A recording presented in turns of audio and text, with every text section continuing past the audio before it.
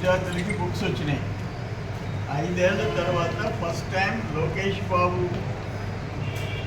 Education minister అయిన తర్వాత వీళ్ళకి బుక్స్ వచ్చాయి ఇంటర్ విద్యార్థులు. అంతకుముందు లేవు 5 ఏళ్ళు.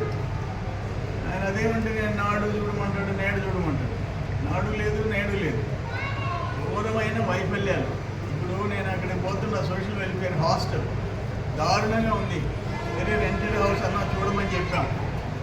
ఇటువంటి ఎన్నో సమీక్షలు పెట్టి ఏడిస్తే కదా మంత్రులైనా ముఖ్యమంత్రి అయినా శాఖల వారీగా సమీక్ష పెట్టి ఏడ్చారా? సెక్రటేరియట్కి ఎప్పుడైనా పోయినారా? ఏ శాఖ గురించి ఏ మంత్రికి ఏమన్నా తెలుసా? దాంట్లో ఏ కమిషన్లు వస్తాయి, ఎట్ట లూటీ చేయాలా తప్ప మంచి పనికి శ్రీకారం చుట్టారా?